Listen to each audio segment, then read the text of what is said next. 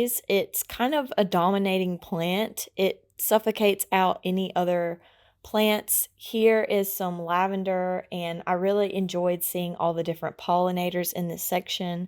There are many flowers for them to land on, and the lavender smelled amazing. This plant is really odd, and I just really wanted to show it to you. It looks like a sea urchin, but red, and obviously it's not a sea urchin because it's a plant. This is the section where they had a lot of aquatic plants, and then they had this monster plant. And I'll put its actual name on the screen. For the purposes of this section, I'm just going to call it a monster plant. The leaves were truly gigantic. It appeared that there were some kind of spikes up and down the stems and on the backs of the leaves. I'm guessing that's to prevent like caterpillars and stuff from like gnawing on it. It was just overall a really large and impressive plant, and I'd never seen one like it before. And they had it in the middle with like a walkway around it, so I'm wondering if they did that to prevent it from spreading. But here you can see it's just a very massive plant. And here's Hunter. And then we walked around in this area just kind of marveling at it. It is called the mammoth leaf. Monster plant does sound a little bit cooler, gotta say. So this right here is one of the rarest plants in the world. It was discovered in the 90s and they were able to plant it. So this next house is the palm house. And if you're familiar, the Netherlands has really cold winters. So whenever I was in the gardens, I was really trying to pay attention to pretty much how they were able to keep these warm throughout the winter, because as you know, tropical plants need warm temperatures to survive. So if you look, you can see that they have these radiators on the entire perimeter of the palm house. And I thought that was kind of amazing simply because from my observation, they did have single paned windows. So I imagine it's kind of a challenge to keep it warm in winter. So this is honestly my favorite room because I was able to recognize a lot of these plants. Those stairs were really scary, I'm not gonna lie. So here in front, if you can kind of make it out, it's kind of dark, is a thaumatophyllum, and then we have a bird of paradise, and then we have several palms. I'm not entirely familiar with their names. They had a lot of their plants in barrels, and I thought that was kind of interesting. I guess it makes sense because those are like a lot lighter probably than porcelain or terracotta. This was some kind of a flower or a fruit. And look at those aerial roots on that thaumatophyllum. It's also called the tree philodendron. It's just huge. And this poor guy, I was like constantly filming him. And then you have what looks like a ponytail palm in the bottom left. And the way they build these things is an architectural feat, in my opinion. So here are the scary stairs. I went up these as quickly as I could, but trying not to fall down them because they were kind of just like very steep. I noticed that it may be my imagination, but a lot of the stairs in Europe just seem more steep than the ones in America. So I got up to the very top, and here we have this thaumatophyllum, the bird of paradise, and then if you look to your right briefly, there was the ficus fiddleleaf, which, believe it or not, they can do well indoors. This one is very large. You can see it behind the bird of paradise. There was a larger bird of paradise, so I went to another botanical garden. It was in Paris, and they would not allow you to record, but they had a huge bird of paradise, and I don't know how old it was. So here's the butterfly greenhouse. So the majority of the butterflies, at least the ones that I saw the most of, were orange, and those are called Julia butterflies. There are some other butterflies in here as well, but I wasn't able to take a photo and use Google Lens to identify them. But I don't believe that I got any of them on camera. So you look around, you really don't see a lot of them. They kind of hide and then they just kind of pop out. This was the warmest enclosure we went into. So even though I wanted to spend the most time in here, I had to take breaks simply because it was so hot and humid. Definitely reminded me of being back home because the humidity is kind of low in Europe compared to where I'm from. They had certain areas that were kind of like boxed off, and that's where the butterflies were able to lay their eggs. So this black and yellow striped one was one of a handful of butterflies that were different. And I'll put its name on the screen. It was really beautiful. This butterfly garden honestly had just a bunch of the same butterflies, which is nice. There is the largest butterfly garden I've ever been to was in Key West, and it had, I'm telling you, so many. There's another one that's in New Orleans if you're in America.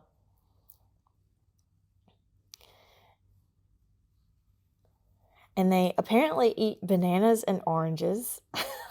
I didn't know that. They would eat that.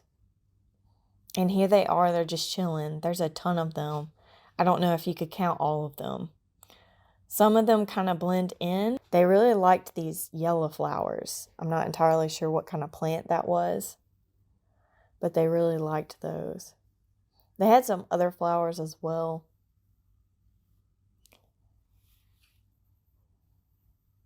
There's some lavender.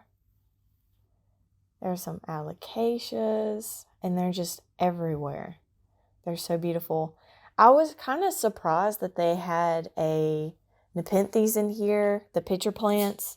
They are carnivorous. I'm guessing that the butterflies are too large to fall in there. Here's one. His wings are a little bit tattered.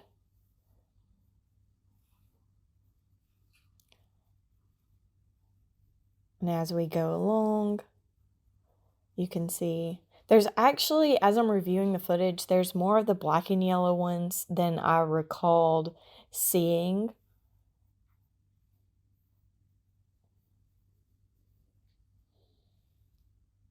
Here's the fruit that they're eating. And I'm kind of curious if there's nectar or water in those flower petals. I know it'd probably make more sense for it to be nectar, but it was kind of hot in here, and I'm sure that they needed some kind of hydration.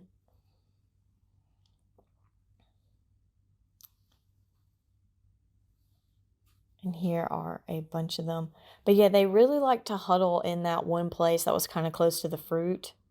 There were lots of them. So in this enclosure, you really can't see because they have minerals from the water have built up on the outside. But they had all kinds of different butterflies in there. So this was really cool because I actually got to get some video footage of the butterflies laying eggs.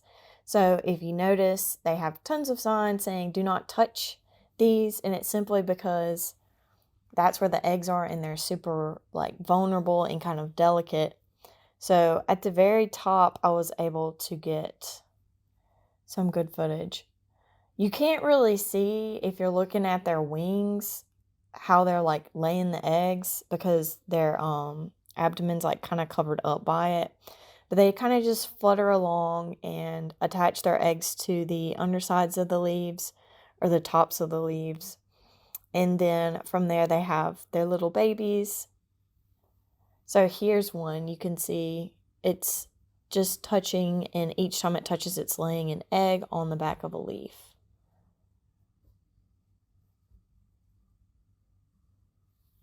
So even though there are tons of plants in here, butterflies normally only eat one type of a plant. So after we did all of that walking, we got a beer and this amazing passion fruit cake. So after our break, we went outside and there were these towers, and I'm going to call them creature towers, but basically wasp and different boring insects were able to have their babies there, and it was a perfect little hotel for them. So inside, this is the desert enclosure, and it is very beautiful. It is really interesting. So on one of their things that I read, they were like, deserts surprisingly all evolved in different areas of the world, but even though that's the case, they have doppelgangers. And I thought that was really funny. So cacti are different, but they all look very similar because they all kind of had to adapt in the same way, if that makes sense. But I had never thought of it before. Now, I'm not truly an expert on cacti. I do have several, but not a ton. So this is kind of like my corpse plant that I have. I'm not entirely sure if it's the exact same. But I did recognize that one. And then succulents, people pretty much recognize a lot of. They had a lot of euphorbia in this collection, which euphorbia look like a cactus, but they don't have spikes. And I know some of them have specific set genders. Like I have Euphorbia obesa, and it is a female. And then I came to this one and I found a male, but they didn't have a female. So we've got our barrel cacti and several others. So before really visiting a lot of botanical gardens, I used to think that all cacti grew straight upright, but that's simply not the case. Some of them grow kind of like along the ground, almost like a vine, and I think that's kind of interesting. I really enjoy going to botanical gardens because I'm able to see different things. So here is the Euphorbia obesa, and it's the exact same one that I have, but this one's a male. And I thought that was kind of cool. So it's like one of the 4 or 5 in this desert area that I was like, I know what that is. Here we have lots of cool looking rocks. And like aloe vera and agave grow in different areas, but they look really similar.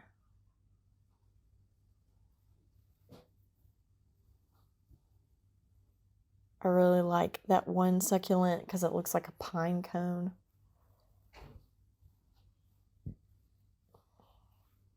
I was curious as to what kind of systems they have in place. Unfortunately, I wasn't able to like ask anyone, but you'll notice that these are connected. Like the cacti and succulent, basically the desert area is connected to the tropical section, like the rainforest area. And you could feel a very significant difference when you would cross into them. And they had doors that stayed closed behind you. I'm just curious, like, what kind of systems they have in place. Like, I know in the older times before technology, people would need to vent greenhouses. And by venting, that just basically meant that they would open a vent and let some of the hot air out. So here we have some fruit from a cactus. That was the only fruit that I spotted. We had a few flowers. It's springtime when I'm filming this, so maybe they didn't have a chance to all flower yet.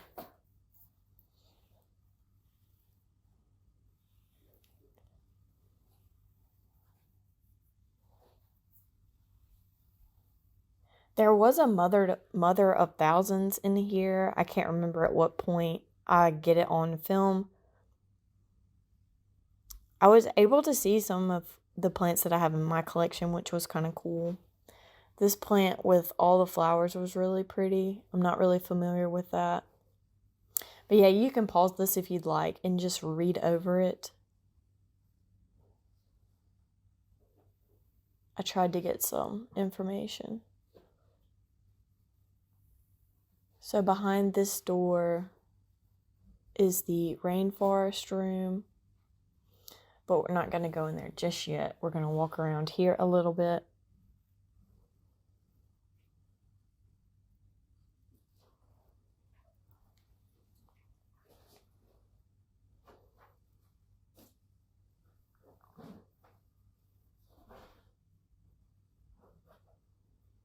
This was a really nice looking clump. This was so beautiful. So beautiful, so large. It's like a blue-gray color.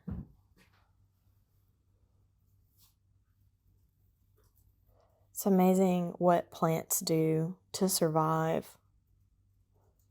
Like succulents, most of the time people have succulents and they don't let them do like this, but that's naturally what they want to do.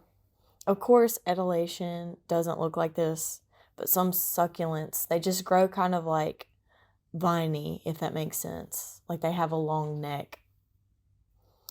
On the other side of the store is the tropical section, which is basically kind of like a rainforest. These doors are kind of heavy. And this is just, oh my God, so much more green than in the desert, obviously.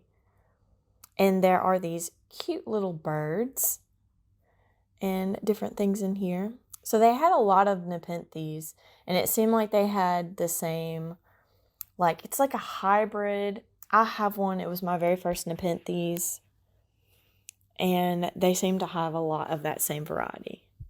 So there were these teeny tiny frogs, and me and this other person briefly talked about it. She's like, yeah, I love to come in here and try to find them. So this is a plant that has evolved basically to colonize or be a colony area for ants. And they're really interesting. I've seen them online, but I'd never seen one before coming into this enclosure. I'd never seen one in real life before. They had a ton of anthuriums.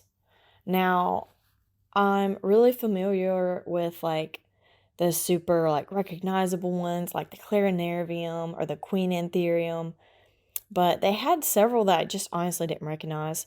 This was a beautiful viewing point. So they had several ponds and they had tons of duckweed and different things. But yeah, me and this lady were looking for the frogs, and she says every time she goes in there, she tries to find one to take a picture of. And neither of us could find the frogs, but we could hear them. They were inside singing to each other.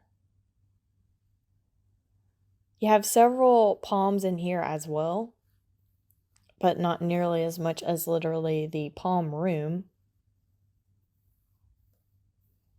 This is the velvety plant of the velvet leaves. We went in the middle of the week, kind of in the middle of the day. So it was probably a little bit warmer. It was the hottest time of the day to go, really.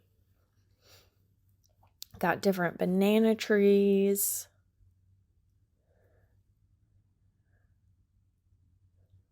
Several different ferns. And everything coexists. So this plant that's close to this big black thing, you may recognize that. I'm pretty sure this is a corpse plant. It seems very small right now, but that's the one where every 2 years it sends up the big flower.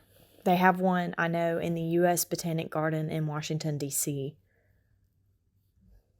They actually have a giant statue of what the flowers look like, and they also have one that blooms on occasion.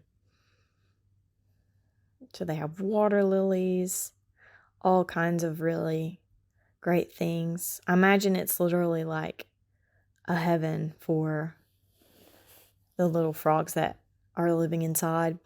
So in the botanical garden where I couldn't film, found different varieties of Xanthoma. So I have a Xanthoma lindini. It's not a caladium. I can't remember when it was reclassified, but it's the one with the striking white leaves, or white veining. So in this enclosure, I was really curious because this vining thing is definitely a begonia. We got bromeliads in there as well. They have so many bromeliads on trees.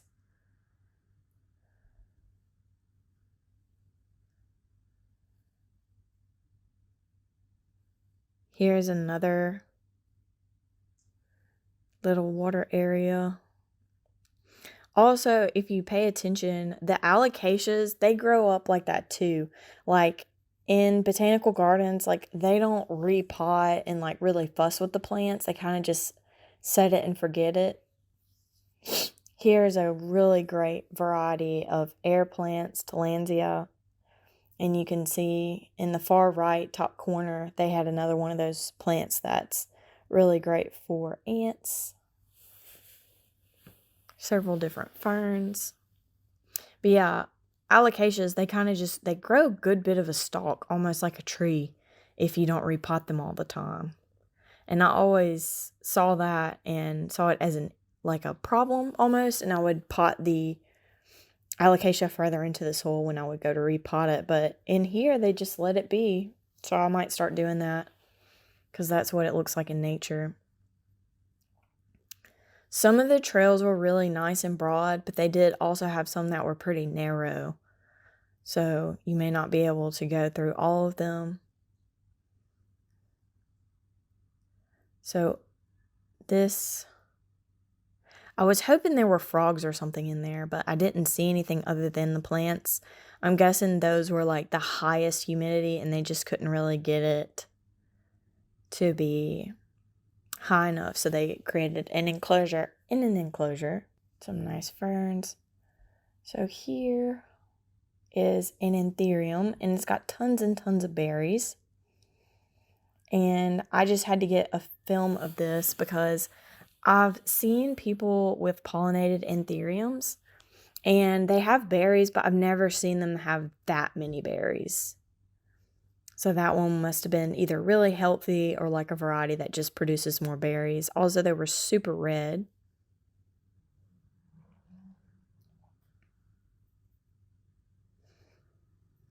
I found it nearly impossible to walk through the paths without coming into contact with some of the leaves. I really tried not to touch anything. So there were stairs, and you were able to kind of get a bird's eye view once you got to the top. I much preferred these stairs over the scary ones in the Palm House. They were just so much more large, but those spiraling staircases are just not able to have large stairs. So this is the very top. And then from these stairs, you can go into another enclosure, and you can kind of think of it as like, I can't really remember what that room was called, but it was interesting. But the tropical room definitely had more of my attention. So you could see they had these gigantic ferns. Like, each frond was like literally huge. Look at that. Magnificent. Just amazing. Amazingly large.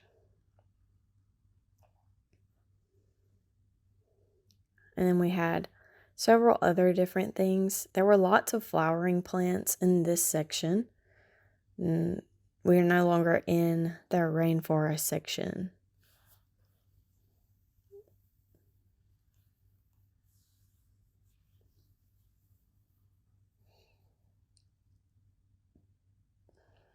And then in future botanical tours, I'm probably going to do the same thing as this, where I try to record as much footage as I can and then do a voiceover later, simply because like walking around talking loudly in a garden is not something that I want to do because it takes away other people's experiences. So this was one of the more narrow trails. And you have that velvet plant again. So if you are kind of like in something like a little bit wider, you could definitely go through here and not have an issue. But like these smaller trails are probably not going to be something you're going to be able to go through. So I was looking so hard for a frog right here because I could hear them. Like I knew there was one like right there. But I kind of just gave up because I was like, they're definitely, hiding really well. So here is that. pond again. And it's just so beautiful and peaceful.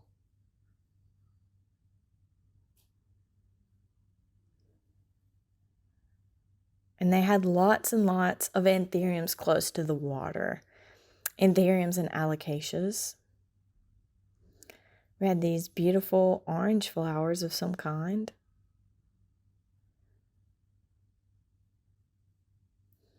And then these kind of little grasses, like, honestly, if it's not the same, it's similar. We have one like that in the south. It's like wavy grass. And then they had these cute little fish, and they were resting on the leaves that were partially submerged. Probably like napping or eating some algae off the leaves or something like that. There are so many peace lilies in here. Here's a bridge. Tons of banana trees. Palms. There's an anthurium there. I believe the one that had the blooms, I think that the tag was for it. I think it was an Anthurium cordatum. Every time I go to one of these greenhouses, I think, what would mine look like if I could make one? Because they are just so beautiful. And I'm sure my plants would be happier in a place like this. They had these waterfalls kind of scattered throughout. And it was just a really nice and refreshing sound.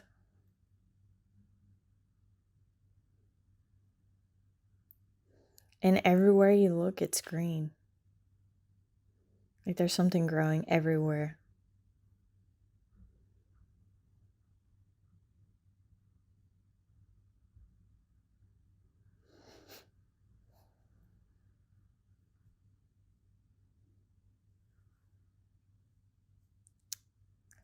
And then from what I could see, I didn't see any pests. In like other botanical gardens, I'm going to assume that they have tons of predatory mites.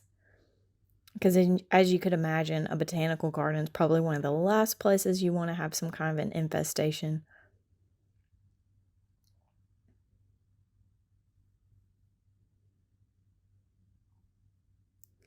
And it was kind of interesting. So, like, I highly suggest you block out, maybe if you're going to visit this exact same one, I would probably block out between 3 and 4 hours of time just so that way you don't feel rushed, because they have literally 11 different sections in this garden. And depending on which section you like the most, you might want to start with that one, because by the time we got to the last section, which I'm pretty sure the one we're in right now is Cape Floristic region, and that's pretty much an area where they have really nice like weather, and then occasionally they have fires.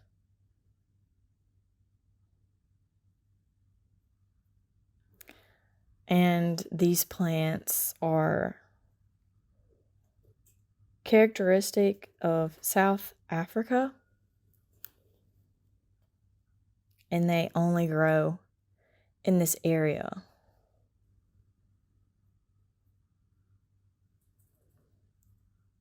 In each little section, there are plants that you can recognize as being house plants. Like here's one. We've all seen this one for sale in like big box stores or grocery stores. Never seen one that large and established before.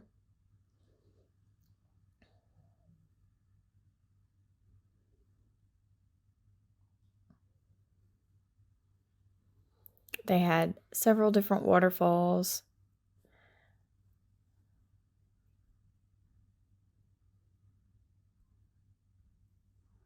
Some of these plants we honestly have planted around our house outside. Like these pink flowers close to this waterfall. I have those everywhere. in our backyard, like the clovers with the pink flowers. And there's this one specific butterfly, it's yellow, and it only eats that type of clover. So I was kind of surprised to know that that wasn't native, I'm guessing. I'm guessing it comes from Africa, because I've grown up with it, and I just assumed it was native to the southern US. Thank you so much for watching, and I'll see you next time. Goodbye.